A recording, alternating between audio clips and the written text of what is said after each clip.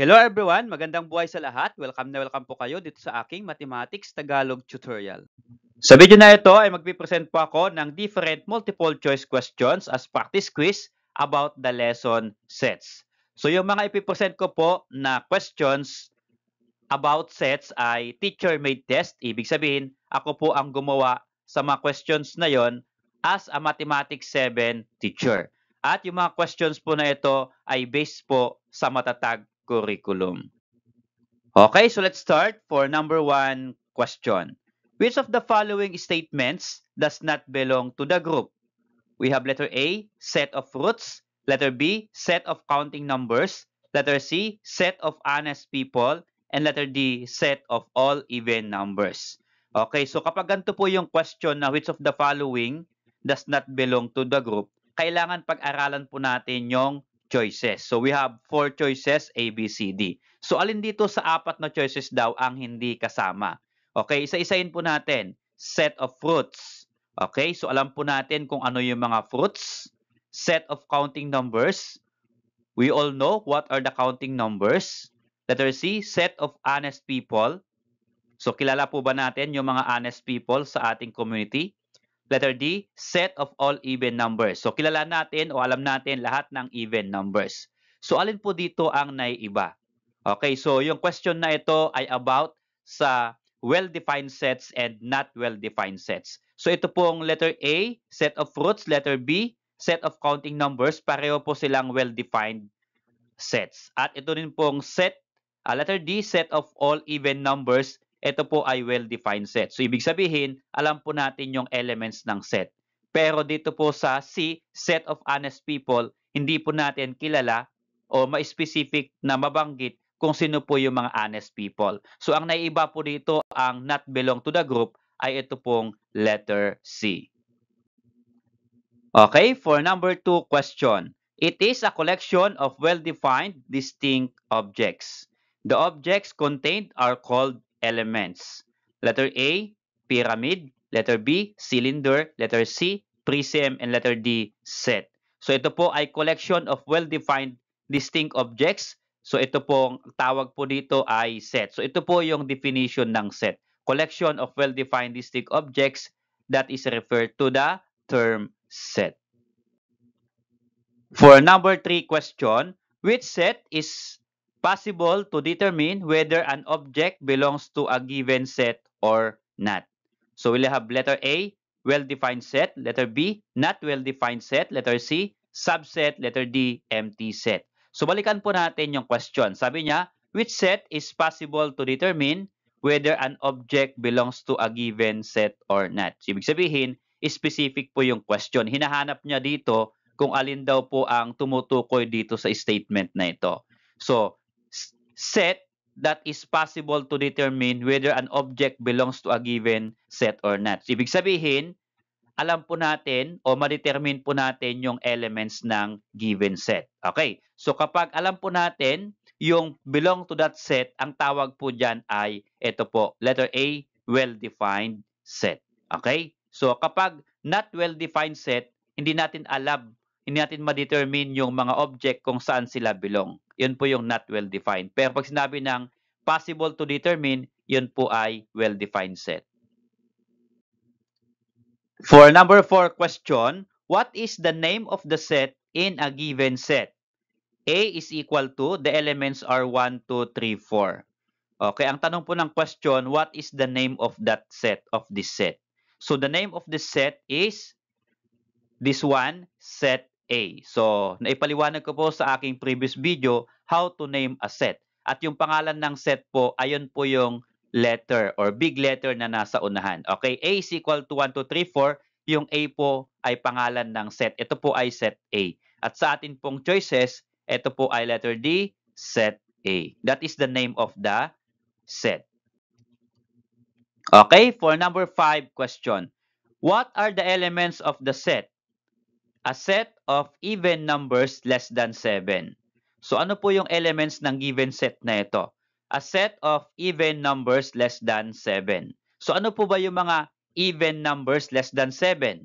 Okay, so yun yung mga, pag sinabi po nating even numbers, ito po yung mga number na divisible by 2. Ano po yung divisible by 2 na mas mababa daw sa 7? Ito po ay 2, 4, 6. Okay? 8, pero yung 8 ay greater than 7. So, hindi na po kasama yung 8. So, 2, 4, 6 lang po. At ito ay letter A sa ating choices. Ito po yung elements ng set na even numbers less than 7. Okay, for number 6 question. Which of the following ways of describing set is used in the set? A is equal to 1, 2, 3, 4, 5. So, ano yung way of describing set ang ginamit dito sa given set na ito? So, there are three ways of describing set. Ito ay verbal description method, set builder notation, at roster or listing method. Itong letter C na cardinality of set, hindi po ito ways of describing set. So, canceled out na po yung letter C. So, ang pamimilian lang na po natin ay A, B, and D. So, kapag ganito po yung given na set, A is equal to 1, 2, 3, 4, meron po siyang specific na elements.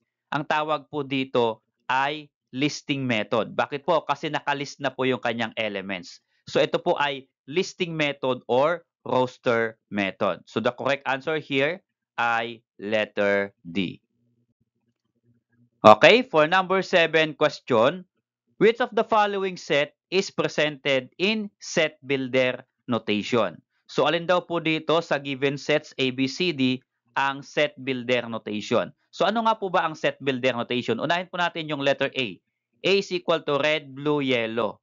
Ito po ay parang sa number 6 question, ito po ay listing method or roster method kasi given na po yung kanyang elements na red, blue, yellow. So, hindi na po ito yung set builder notation. How about letter B? A is equal to X, such that X is a vowel. So, kapag ganito po yung given na may close and open na braces at statement po ang nasa loob na may X, such that X, ang tawag po dito ay set builder notation. So, ito po ay set builder notation. So, yan po yung ating sagot. Number 8 question. What kind of set that has a limited number of elements and can be counted? So, ang question number 8 naman po is kind of set. At sabi po niya sa kind of set, limited number of elements and can be counted. So, we have A, finite, B, infinite, C, empty, and D, universal set. So, alin daw po dito ang kind of set na ito? Okay, so kapag sinabi po nating can be counted, nabibilang natin yung elements ng set, ibig sabihin, yun po ay finite. Okay? So, our answer is finite set. So, yung finite, nabibilang natin yung elements, counted natin, pero yung infinite, not counted po, cannot be counted po ang kanyang elements. At yung itong letter C, empty set, null set, wala pong elements yan. Pampagulo lang po, hindi po ito kind of set. Yung universal set naman po, still kind of set ito, pero hindi po ito yung tinutukoy ng question. Okay? Okay, for number 9 question, which of the following sets is an infinite set? So kung sa number 9 ay finite set, ano naman po dito ang infinite set? So ang infinite set po ay cannot be counted ang kanyang elements. So wala pong hangganan ang elements niya. Hindi natin alam kung ilan po yung elements. So we have letter A, y is equal to 1, 2, 3, 1, 3, 5, 7. So, counted na po dito yung ating elements. So, hindi, ito po ay finite, not infinite. Okay? How about letter B? X is equal to 2, 4, 6, 8, and then dot, dot, dot. So, ibig sabihin po ng tatlong dot, dot, dot, ito po ay ellipse. Ito po ay, ano po, you can continue the number. Ibig sabihin, wala pong katapusan ito. Hanggat gusto mo, ituloy-tuloy mo yung numbers. Okay? So, ibig sabihin, ito pong letter B, ang example po ng infinite set. Okay? Kapag ganito pong given na listing method at may tatlong tuldok, ito po ay infinite set. Okay? For number 10 question, which of the following sets is an empty set or null set? So, hinahanap po ng question number 10, alin daw po dito sa choices A, B, C, D ang empty set or null set. So, pag sinabi po natin empty set, wala po siyang elements or wala pong element. Okay? Letter A, choices or yes. Set P is the set of odd numbers. So, meron po bang elements itong set P? So, meron po, iyon po ay odd numbers. So, iyon po ay not empty. Okay? Kasi mayroon siyang element. Letter B, set U contains the set of months of the year. Okay, so alam po ba natin yung mga months of the year? Yes, that is from January to December. Okay, so meron po siyang element, kaya hindi po siya empty. Letter C, set N is the set of months with 25 days. Meron po ba tayong months with 25 days? Wala po. So, ibig sabihin, kapag wala, so wala siyang element. Okay? So, therefore, our answer is letter C. Ito po ay empty or null set kasi wala naman pong 25 days naman. Okay. How about letter D? Tingnan natin. Set X is a set of counting numbers less than 20. Meron po bang counting numbers less than 20? Meron po. 1, 2, 3 hanggang 19. So, meron po siyang element. So, this is not empty. So, ang empty set lang po dito ay ito pong letter C. Okay, for number 11 question. Write in roster or listing method. Set U contains the set of even numbers less than 10. Okay, so we have choices A, B, C, D. So yung question naman na ito ay, we're going to write in listing method itong given set. Itong set U po kasi, this set is written in what po? Ito po ay verbal description method. So gawin daw po nating roster or listing method. So yung choices po natin, lahat po yan ay listing method kasi kita na po kaagad yung kanilang elements. And the name of the set is set U, kaya U po lahat ito. Now, ano po yung kanyang elements? So iba-iba po yung elements dito. So ang elements po ng set U ay even numbers less than 10. So ano po ba yung mga even numbers less than 10? So pag sinabi po natin even numbers, divisible by 2. Kaya count natin 2, 4, 6, 8. Ang kasunod po ay 10. Pero sabi po niya may restriction na less than 10. So ibig sabihin, mas mababa sa 10. So hanggang 8 lang po tayo. So 2, 4, 6, 8. Yun po yung mga even numbers less than 10. At ito po ay letter D. So take note ha. Baka makita nyo kaagad yung 2, 4, 6. Yun po kaagad sasagot ninyo. No. Check nyo lahat yung ating choices. Okay? So the even numbers less than 10 are 2, 4, 6, and 8. Okay, for number 12 question. What is the cardinality of the set?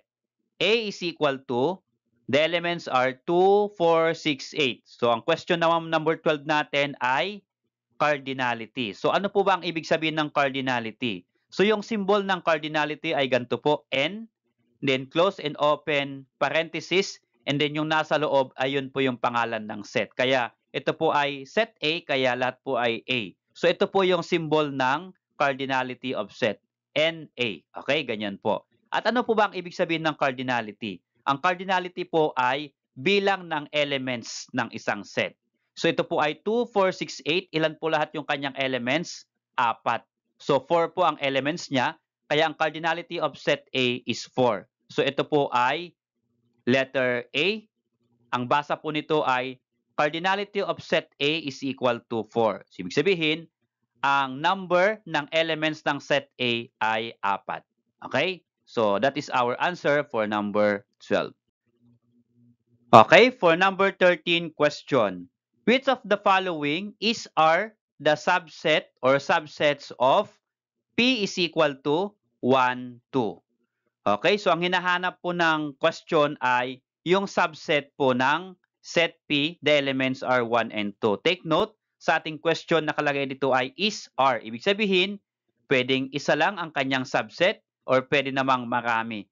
Okay, kapag marami, are ang ginamit, meron po tayong choices dito na all the choices. Ibig sabihin, lahat po ng A, B, C, D ay subset. So, tignan natin, ano nga po ba ang subset?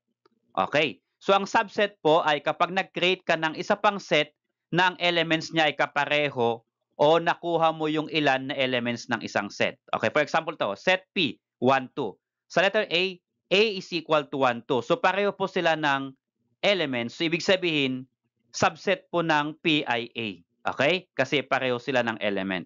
Letter B is equal to 1. Ang element po niya ay 1. So may 1 po bang element ng P? Yes, mayroon po. Kapag nakuha niya kahit isa lang na element, then yung na-create nating set ay subset ng given set. So yung B is equal to 1 is a subset of set P. Ano? Kasi 1 din po ang elements ng, o isang element po ng P ay 1. So pareho po sila. Letter C. C is equal to null set. So wala po siyang element. So ibig sabihin, ano po? Subset po ba ito ng set P? Yes. So sabi po nila that a null set or empty set is a subset of any set. Okay, kaya yung set is equal to null set is a subset of set P. So kung subset po niya yung A, B, C, then ang sagot po natin ay itong letter D, all the choices. So lahat po ng A, B, C, D na choices ay subset ng set P. Okay, for number 14 question, which of the following is the union of set A is equal to 2, 4, 6, 8 and set B is equal to 1, 3, 5, 6. Ano po ang ibig sabihin pag sinabi po nating union, bilugan ko? Union of set.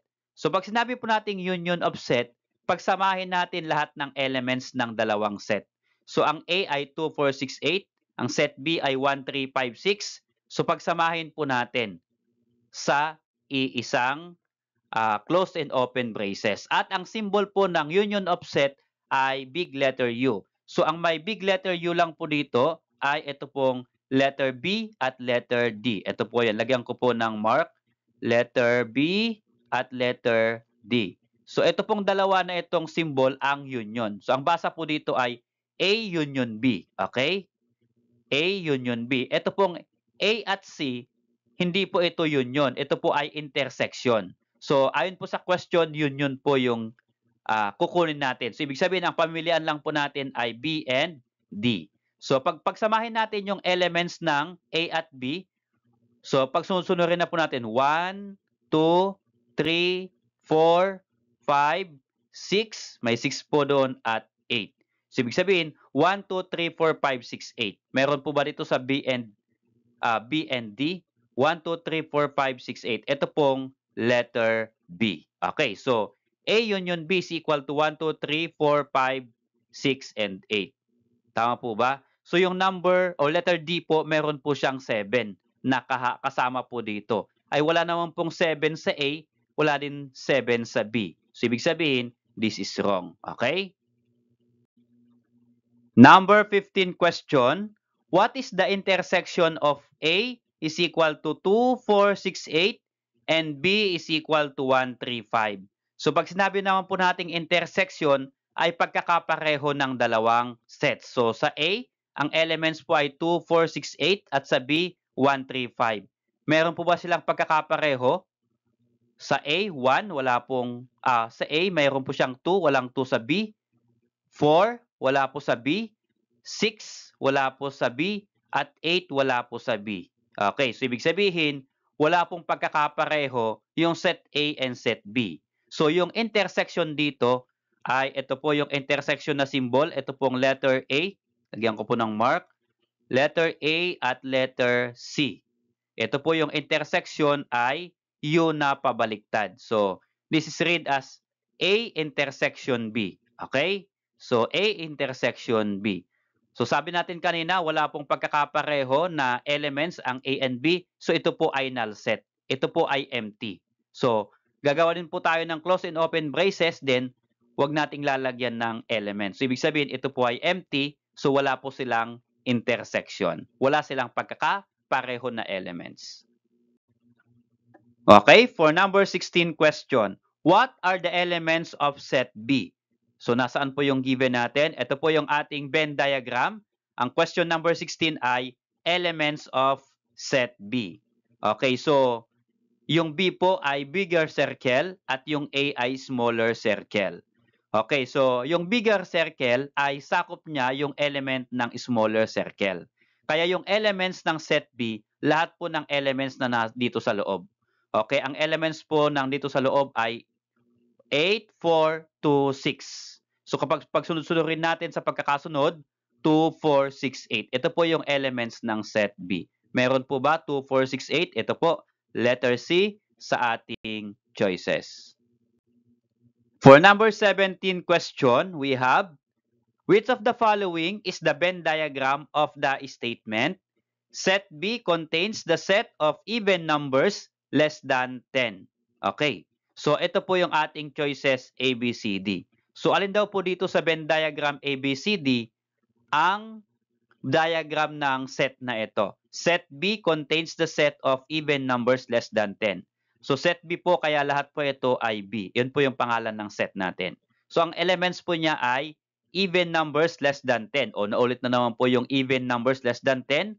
So, ang even numbers less than 10 po ay 2, 4, 6, 8. So, alin po dito sa ating choices? 2, 4, 6. Mali po yung letter A. 2, 4, 6, 8. Okay, tama po yung letter B. 2, 4, 6, 8. Tingnan po natin yung C. 2, 4, 6, 8, 10. So, umabot na po ng 10. Sabi po niya, less than 10. So, hindi po pwede ang C. 1, 2, 4. Okay, may 1 na po ito. 1 is not even number. So, ibig sabihin, hindi rin po ito sagot. So, ito po yung ating sagot, letter B.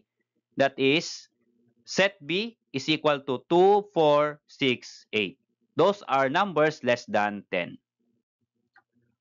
For number 18, what is the relationship between set A and B given its Venn diagram below?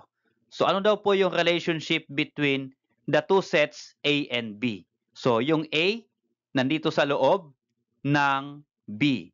Okay? Yung set B, larger circle, set A, smaller circle. Ano po yung relationship ng dalawa? Okay, tingnan natin yung choices. Letter A union B. Letter B, A intersection B. Letter C, A is a subset of B. And letter D, none of the above. Ano po ang relationship nila? So pag ganito po na yung isang circle ay nasa loob ng isa pang circle, ang tawag po dito ay subset. Ito po ay letter C sa ating choices. So A is a subset of B. Okay, for number 19 question, what is the cardinality of set B given its Venn diagram below? Okay, so ang question naman po ay cardinality of set B. So again, ano po yung cardinality? Ang cardinality po ay number of elements o bilang ng elements ng isang set. So cardinality of set B, ilan daw po ang elements ng set B? Yung set B ay larger circle, sakop pa niya yung set A. So, kasama po na elements yung B ay yung sakop ng A na ito. So, ilan po lahat yung elements dito? 4 po. 1, 2, 3, 4. So, cardinality of set B is 4. Ito po ay letter D. Number 20 question. What is the intersection of set A and B given its Venn diagram below? Ito po yung ating Venn diagram. Ang question po ay intersection of the two sets. So, A is equal to A intersection B, 4, 5. Letter B, A intersection B, 6, 7. Letter C, A intersection B, 1, 2, 3. And letter D, none of the above. So, ang intersection, kapag Venn diagram ang given, napakadaling makita. Ano po? So, yung intersection po ng A and B, ito po yung overlapping ng dalawang sets. Okay? So, nag-overlap po yung A and B dito. Yung 4, 5, element ng A. Yung 4, 5 din ay elements ng B kasi sakop din ng B. So, ibig sabihin, ito po yung pagkakapareho nila. Ito po yung kanilang intersection 4, 5. At ito po ay letter A sa ating choices. So, A intersection B is equal to 4, 5. Okay, this one.